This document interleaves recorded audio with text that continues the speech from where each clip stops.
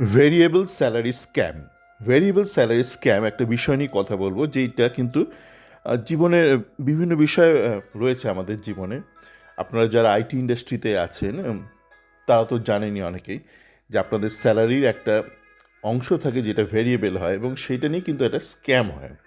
Scam হয় in the sense যে যখন আপনাদের অ্যাপ্রেজাল হয়, তখন বস বেশিরভাগ ক্ষেত্রে, অন্তত ভারতীয় কোম্পানিতে, যারা বেশি তেল দেয় তাদেরকে ভালো রেটিং দেয়, যারা কম তেল দেয় তাদেরকে, তারা যোগ্য হলেও তারা যদি পারফর্মার হয় তবুও তাদেরকে কিন্তু কম রেটিং দেয়। এটা নর্মাল ইন্ডাস্ট্রিতে আছে, এবং ঘটনাচক্রে এটা প্রবলভাবে আছে আইএসএলে যে স্যালারি স্ট্রাকচারটা হয় তার মধ্যে এই সমস্যাটা রয়েছে।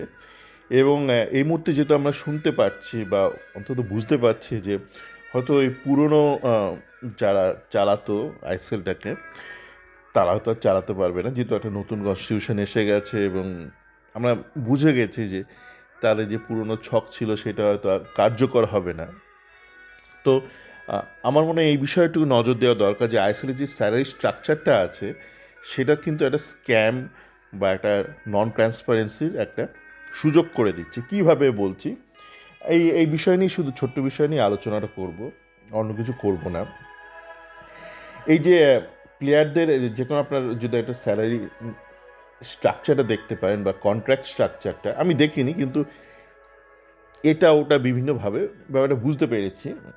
সেখানে গেম টাইমের ওপর অনেকটা বোনাস কম্পোনেন্ট আছে, যে কে কত বার ম্যাচ ডে স্কোয়াডে থাকবে, কে কতবার ফার্স্ট ইলেভেনে থাকবে, ফার্স্ট ইলেভেনে থাকলেও আপনি কত মিনিট অবধি মাঠে থাকবেন, এগুলোর ওপর কিন্তু বিভিন্ন বোনাস কম্পোনেন্ট আছে, কতগুলো আপনি গোল করলেন, অ্যাসিস্ট করলেন, বিভিন্ন এসব ব্যাপারগুলো আছে। তো এর ফলে কি হয়, আমরা তো জানি যে আইএসএলে প্রচুর অপদার্থ বিদেশি কোচ আছে যারা নিজের দেশে চাকরি পায় না, এবং ভারতবর্ষে তারা কোনো মতে ঢুকে যায়। তাদের একটা ওই শ্বেতাঙ্গ চামড়া আছে, সেই চামড়ার ভিত্তিতে, আর ভারতীয়দের শুধু চামড়া হলে হলো না, ভারতীয়দের একটা ইনফেরিটি কমপ্লেক্স আছে।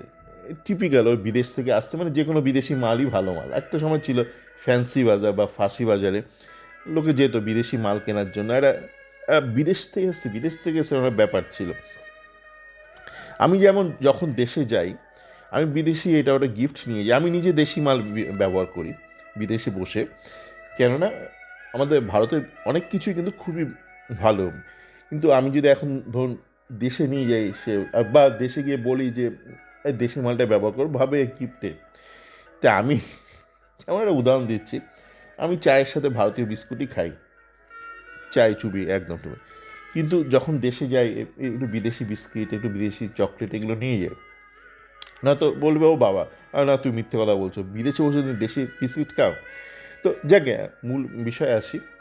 তো এই এই যারা বিদেশি কোচ টোচ আসে, মানে যারা দেশে চাকরি পায় না বলে ভারতে যায়, তারা, আমি যায় আসে একটু গুলিয়ে, কেননা আমি যখন বিদেশে বসে কথা বলি তখন ভারতে যায়, দেশে বসে কথা বলে ভারতে আসে, যাকে তো তারা এই একটা এজেন্টের নেক্সাসের মাধ্যমে যায়, ভারতে যায়। এ পুরোটা একটা একটা সিন্ডিকেটের মতন আছে। এবার সেই এজেন্ট আবার ঢোকাচ্ছে, 2 টাকার প্লেয়ারকে 10 টাকা দিয়ে ঢোকাচ্ছে। এবার যে 10টা টাকা, সেই 10 টাকার মধ্যে ভেরিয়েবল কম্পোনেন্ট আছে অনেকটাই। সে ভেরিয়েবল কম্পোনেন্ট হয়তো আপনার 6 টাকা, 4 টাকা আপনার ফিক্সড কম্পোনেন্ট।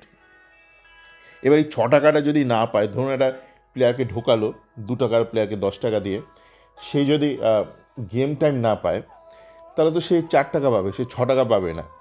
তো তাহলে 6 টাকাটা ভাগাভাগি হবে কী করে সবার মধ্যে? তাহলে 6 টাকাটা যাতে সবার মধ্যে ভাগাভাগি হয়, মানে এজেন্টের মধ্যে, কোচের মধ্যে, আর যারা সোশ্যাল মিডিয়া ইনফ্লুয়েন্সার আছে, যারা এই 2 টাকার মালকে আমরা 20 টাকার মাল এরকম বলে চিল্লামিল্লি করে, তাহলে সবার ভাগ বাটোয়ারা একটু সমস্যা হবে।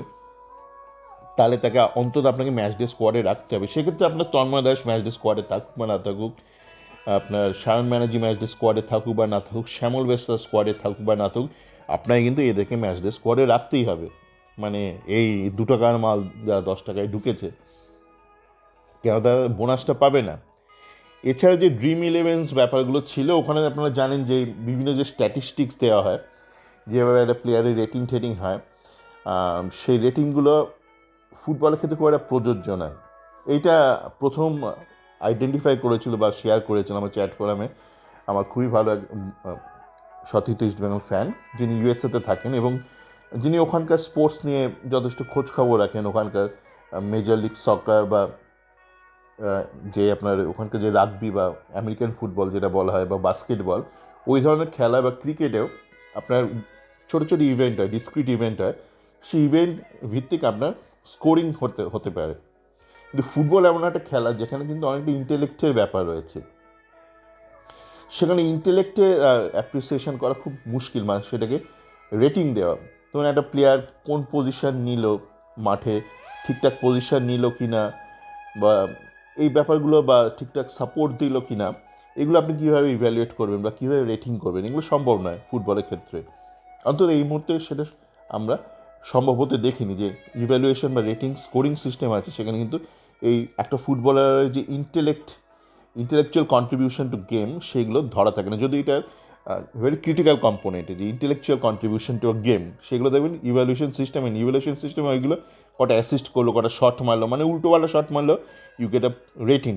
ওইটা যদি intellectually it's a dumb act, but আপনি যদি এক্সিস্টিং স্কোরিং সিস্টেমে যান, you get a point out of it. তো আমরা গেমসের ব্যাপারটা বাদ দিই, জাস্ট যদি অর্থের ব্যাপারেই থাকি, তাহলে আপনারা দেখতে পাচ্ছি যে একটা overwrite player, over salaried player বা ওভার পেড প্লেয়ার, তার ওভার পেমেন্টটা যাতে মেটেরিয়ালাইজ করে, মানে সে যাতে অ্যাকচুয়ালি ভেরিয়েবল কম্পোনেন্টটা পায়, সেই জন্য কিন্তু একটা ফোর্স কাজ করে, মানে একটা শেডি ফোর্স বা একটা অসাধু একটা শক্তি কাজ করে তাকে ম্যাচ ডে স্কোয়াডের অন্তত রাখা। এবার ধরুন তাকে আপনি ম্যাচ ডে স্কোয়াডে রাখছেন, আপনি বলেন ঠিক আছে ম্যাচ ডে স্কোয়াডে রাখছে, তো কী ক্ষতি হচ্ছে? না, ক্ষতিটা এই হচ্ছে যে সে যোগ্য নয়, তবু তাকে হয়তো ম্যাচ ডে স্কোয়াডে রাখা হচ্ছে। তার ফলস্বরূপ যেহেতু একটা যোগ্য প্লেয়ার, ধরুন বিক্রম প্রধান বা শ্যামল বেসরা বা তন্ময় দাস, এদেরকে আপনি ম্যাচ ডে স্কোয়াডে রাখতে পারছেন না। এবার এদেরকে যদি আপনি ম্যাচ ডে স্কোয়াডে রাখতেন, মানে যারা যোগ্য প্লেয়ার, তাহলে তাদের আপনি অন্তত 10-15 মিনিট করে নামাতে পারতেন। কিন্তু আপনি যেহেতু একটা ঘাপলা প্লেয়ার, একটা ইনকম্পিটেন্ট প্লেয়ারকে আপনি ম্যাচ ডে স্কোয়াডে রাখছেন, তাই আপনি তাদেরকে নামাতেও পারছেন না, খেলাতে নামাতেও পারছেন না।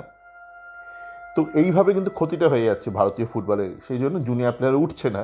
কেন জুনিয়র প্লেয়ার উঠবে কী করে? তাদের তো আপনি অন্তত ম্যাচ ডে স্কোয়াডেও রাখছেন না। কেন ম্যাচ ডে স্কোয়াডে রাখছেন না? না, আপনি ম্যাচ ডে স্কোয়াডে সেসব ইনকম্পিটেন্ট প্লেয়ারদের রাখছেন যাদের ভেরিয়েবল কম্পোনেন্টটা তারা যাতে পায়, সেই জন্য তাদের ম্যাচ ডে স্কোয়াডে অন্তত রাখতে হবে। তো এই একটা গোটা একটা যে একটা অসাধু একটা চক্র কাজ করছে ভারতীয় ফুটবলে, এই চক্রটাকে আপনাকে যদি নির্মূল করতে হয়, আপনাকে কিন্তু বেসিক কন্ট্রাক্ট স্ট্রাকচারটাকে একটুখানি পরিবর্তন আনতে হবে। সেখানে আপনার পরিবর্তনের ভীষণই দরকার। মানে এইভাবে যাতে না হয় যে ম্যাচ ডে স্কোয়াডে রাখবো, না রাখলে সে টাকা পাবে না, তাহলে তো আপনি শুরুতে একটা যে ঘাপলা করছেন, it will be cascading, and আপনাকে একদম মানে ঝাঁঝরা করে দেয় না, বুলেট ঝাঁঝরা করে দেয়। এই আপনার স্ক্যাম, এই পুরো স্ক্যাম এলিমেন্টটা আপনার পুরো ফুটবলটাকে ঝাঁঝরা করে দেয় এবং ঝাঁঝরা করে আসছেও। তো এই ব্যাপারটা নিয়ে কিন্তু কাজ করার দরকার আছে।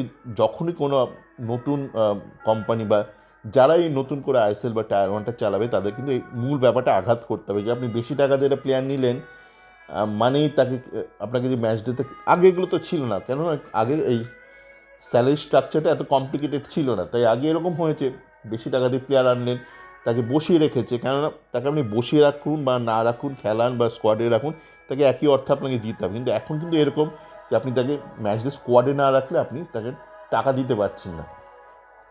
এবার আপনি যদি সৎ হতেন, আপনি যদি ম্যানেজমেন্ট হিসেবে সৎ হতেন, আপনি বলতেন ভালোই তো খেলতে পারছি না, তাহলে সরিয়ে রাখি না। সেক্ষেত্রে সমস্যা হচ্ছে কেন আপনি নিজেই তাকে ঢুকিয়েছেন, বিভিন্ন শর্তে তাকে ঢুকিয়েছেন। এবার সে যদি অর্থ না পায়, আপনারও কিন্তু পরিবারে একটু সমস্যা হবে। আপনার বউ বলে কি আমাদের এই সুইজারল্যান্ড ট্রিপটা বা ইউরোপ ট্রিপটা ক্যান্সেল হয়ে গেল কেন গো? না, বুঝলেন তো ব্যাপারটা? চলো, ভালো থাকবেন।